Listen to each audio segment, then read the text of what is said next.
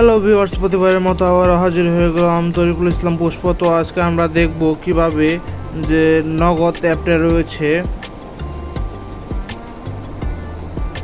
তো নগদ অ্যাপে লেখাগুলো বাংলা থাকে, যখন সাইন ইন করা হয় তখন বাংলা থাকে।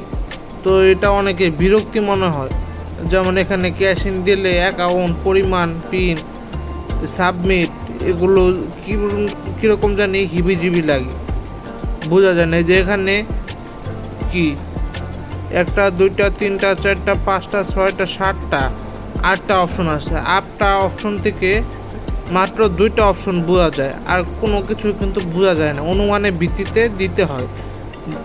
সেটিং আর হলো সাইন আউট, এই দুইটা অপশনই বোঝা যায়, আর বাকিগুলো বোঝা যায় না।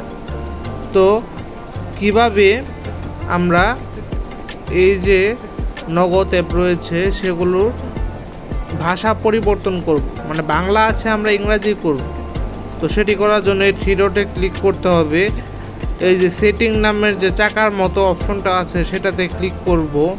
ক্লিক করার পর প্রথমেই যে ভাষা আছে সে ভাষাতে ক্লিক করব। 1 নম্বর অপশনে ক্লিক করার পর হাতে দিতে হবে, না হাত দিলেই ক্যাশ ইন হয়ে যাবে,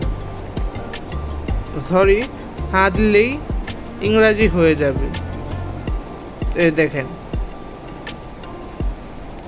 এখন কোনো সমস্যাই হচ্ছে না। যে রিসিভ, কেওয়াইসি, হিস্টোরি এসব দেখলে আমরা বুঝতে পারতেছি কোনটার কী কাজ। যে এটা দিয়ে অভিযোগ করতে হয়, বোঝা গেছে, এটা দিয়ে ক্যাশ ইন করতে হয়, এটা B2B, এটা বিল পের জন্য। তো এটা বুঝতে অসুবিধা হয় না। তো এই ছিল আজকের ভিডিও। যদি ভালো লাগে অবশ্যই লাইক, কমেন্ট, শেয়ার করবেন। আবারও দেখা হবে নতুন একটি ভিডিও নিয়ে।